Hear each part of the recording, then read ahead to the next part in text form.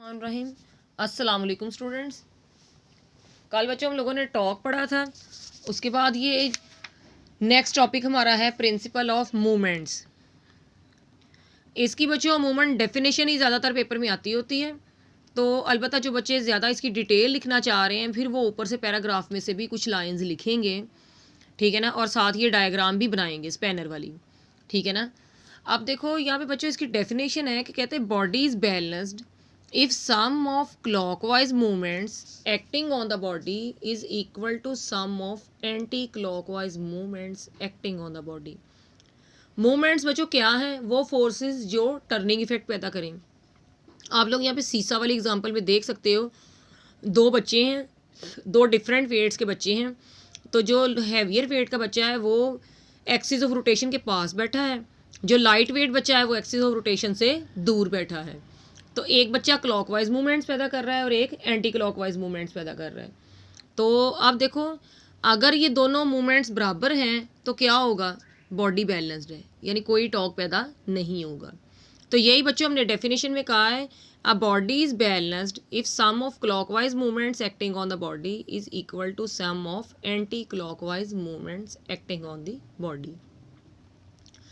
यही एग्जांपल बच्चों आगे स्पैनर की सेंस में उन्होंने बयान की हुई है। कहते हैं कि हम लोग स्पैनर से क्या करते हैं, नट को ओपन भी करते हैं और क्लोज भी करते हैं। तो यहाँ पे बच्चों डायग्राम में देखो उन्होंने कहा है कि अगर हम लोगों ने टाइट करना है ना नट को, अगर हम लोग नट टाइट करना चाह रहे हैं ना तो उसे हम क्या करेंगे? क्लॉकवाइज घुमाएंगे, और अगर लूज़ करना चाह रहे हैं तो एंटी क्लॉकवाइज घुमाएंगे। यही जो बच्चों बात उन्होंने डायग्राम के नीचे थोड़ी सी सिंबॉलिक वे में लिखी हुई है ना, यही चीज़ उन्होंने नेक्स्ट क्या लिखी हुई है, ज़रा डिटेल्स में लिखी हुई है, जो यहाँ लिखी हुई है, ठीक है ना। A force that turns the spanner in clockwise direction generally use to tight the nut. और ये बच्चों एमसीक्यूज भी होता है कि अगर हम लोगों ने नट को टाइट करना है तो फिर हम लोग स्पैनर क्लॉकवाइज घुमाएंगे या एंटी क्लॉकवाइज घुमाएंगे। तो ये बच्चों याद रखिएगा कि हम लोग स्पैनर को क्या करेंगे? क्लॉकवाइज घुमाएंगे जब हम लोगों ने क्या करना है? नट को टाइट करना है, ठीक है ना। The torque of the movement of the force produce clockwise movements. On the other hand if we want to loose the nut so we applied force in such a way that it turns in anti clockwise direction, ठीक है ना। The torque और the movement of force is produce is called anti clockwise movements. A body is initially at rest doesn't rotate if sum of all the clockwise movement acting on the body is balanced by sum of anti-clockwise movements acting on it. This is known as principle of movements.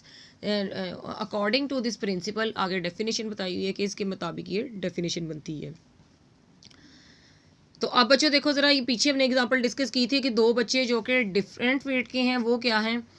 कल बच्चों हम लोगों ने पढ़ा था कि अगर हमारे पास लेंथ ज़्यादा है तो फिर हमें फोर्स कम लगानी पड़ेगी स्पैनर के ऊपर, और अगर हमारे पास मूवमेंट आर्म कम है तो फोर्स ज़्यादा लगानी पड़ेगी। तो जो हैवियर बच्चा है ना वो क्या कर रहा है, उसका वेट ज़्यादा है ना, यानी फोर्स ज़्यादा लगा रहा है, तो उसको मूवमेंट आर्म कम चाहिए। और जो बच्चा लाइट वेट है उसको क्या चाहिए? मूवमेंट आर्म ज़्यादा चाहिए। क्यों ऐसा करना चाहिए? क्योंकि उसने क्या करना है? टॉक को बैलेंस करना है, बॉडी को बैलेंस करना है। लेकिन अगर दोनों बच्चे सेम वेट के होंगे फिर क्या होगा? उनका मूवमेंट आर्म भी सेम होगा, ठीक है ना बच्चों। फिर उनका मूवमेंट आर्म भी क्या होगा? सेम होगा। इस तरह फिर हम लोग फाइंड कर लेंगे कि कैसे हमारे पास कितना, हमें जो है ना वो प्रिंसिपल ऑफ मूवमेंट्स से हमें ये पता चलता है कि हमारे पास कितनी फोर्स चाहिए और कितना मूवमेंट आर्म हमारे पास प्रोड्यूस होगा। और बॉडी बैलेंस होने के लिए क्या शर्त है? बॉडी बैलेंस होने के लिए ये शर्त है कि उसके क्लॉकवाइज मूवमेंट्स और एंटी क्लॉकवाइज मूवमेंट्स बराबर होने चाहिए।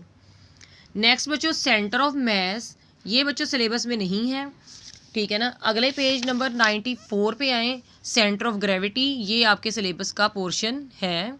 तो ये हम लोग बच्चों करते हैं कि सेंटर ऑफ ग्रेविटी क्या होती है।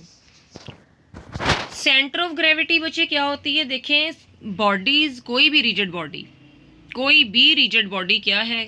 n नंबर ऑफ पार्टिकल से मिलके बनी हुई है ना। हर पार्टिकल का कुछ ना कुछ वेट तो है ना, और वेट की डायरेक्शन क्या है? डाउनवर्ड, ठीक है ना। हर वेट की डायरेक्शन डाउनवर्ड। अब हम लोग क्या करें? सारी डाउनवर्ड फोर्सेस को ऐड करके एक अगर डायरेक्शन बनाएं तो वो कौन सी है? वो उसकी सेंटर ऑफ वेट की डायरेक्शन है, ठीक है ना। तो अमूमन बच्चों इसकी भी डेफिनेशन ही ज़्यादातर आती है पेपर में। तो ये कहा है, कहते हैं the point where the whole weight of the body appears to be act vertically downward. Appears to be act vertically downward, appears का मतलब हमें महसूस होता है कि सारे का सारा वेट यहाँ से डाउनवर्ड एक्ट हो रहा है। हकीकत में ऐसा नहीं होता। हकीकत में हर पॉइंट का वेट डाउनवर्ड एक्ट होता है। ठीक है ना। सिर्फ हमें ये महसूस होता है कि ये जो रिजल्टेंट फोर्स है या ये जो रिजल्टेंट लाइन है, यहाँ से बॉडी का जो सारे का सारा वेट है वो डाउनवर्ड एक्ट कर रहा है। अक्सर बच्चे मुख्तलिफ चीज़ों को अपनी उंगली पर रख के घुमाते हैं, आपने देखा होगा डेली रूटीन में। तो वो भी इसलिए घुमाते हैं कि सारे का सारा बॉडी का वेट वहाँ पे जो है वो हमें डाउनवर्ड एक्ट होता हुआ महसूस होता है।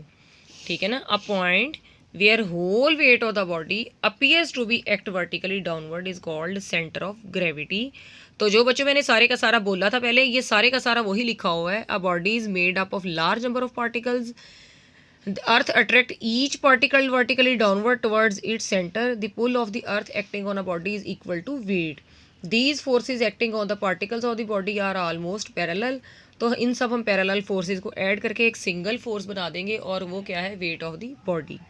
अ point where the resultant force act vertically downward on the centre of earth is called centre of gravity of the body. इसे कैपिटल जी कहेंगे। It is very useful to know the location of center of gravity of the body in the problems dealing equilibrium। ठीक है ना। equilibrium की बच्चों हमारी daily routine में बहुत एप्लीकेशंस हैं। ठीक है ना। ये इसके अलावा जिम्नास्टिक्स में या फिर हमारे ये जितने भी नुमाइश वगैरह होती हैं, ये जितनी भी हमारी ये करतबबाजी होती है, हर एक में ये ज़रूरी होती हैं। तो नेक्स्ट बच्चों पेज पे ये थोड़ा सा बस आपको आइडिया होना चाहिए कि हमने सेंटर ऑफ ग्रेविटी फाइंड कैसे करना है। डिफरेंट ऑब्जेक्ट्स आपको दिखाए गए हैं कि इनका सेंटर ऑफ ग्रेविटी होता कहाँ है। जस्ट ये बच्ची अंडरस्टैंडिंग है, ये बस आपको होनी चाहिए कि कहाँ कहाँ होता है। अगर एक रॉड होगी ना, सिंपल रॉड, उसका सेंटर ऑफ ग्रेविटी बिल्कुल उसकी लेंथ के सेंटर में होगा। उसकी आप लेंथ मेजर करें, ठीक है ना, और उसके बिल्कुल सेंटर में उसका सेंटर ऑफ ग्रेविटी होगा। ठीक है ना। इसी तरह ही अगर हमारे पास एक स्क्वायर है तो स्क्वायर के हम लोग एजिज़ को, ऑपोजिट एजिज़ को मिला दें तो सेंट्रल पॉइंट जो है ना वो क्या होगा, उसका सेंटर ऑफ ग्रेविटी होगा। इसी तरह ही ये जो स्फीयर है, स्फीयर हो गया या रिंग हो गया या सर्कल हो गया, इनका जो सेंटर होता है ना वही उसका सेंटर ऑफ ग्रेविटी होता है।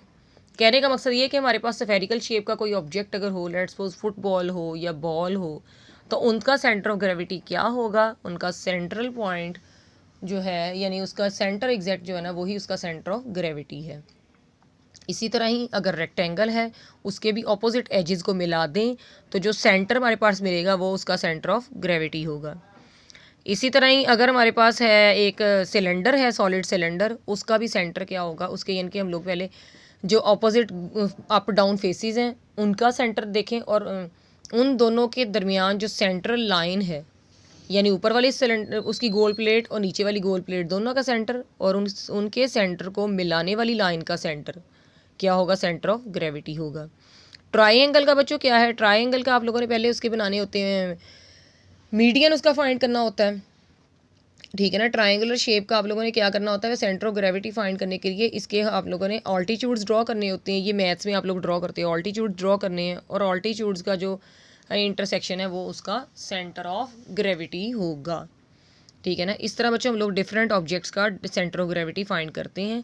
ये बच्चों सारी की सारी शेप्स थी रेगुलर शेप्स, लेकिन अगर हम लोगों ने इर्रेगुलर शेप्स का निकालना है उसके लिए बच्चों ये एक्सपेरिमेंट नीचे बताया है कि इर्रेगुलर शेप बॉडीज़ का हम लोग कैसे निकालते हैं सेंटर ऑफ ग्रेविटी।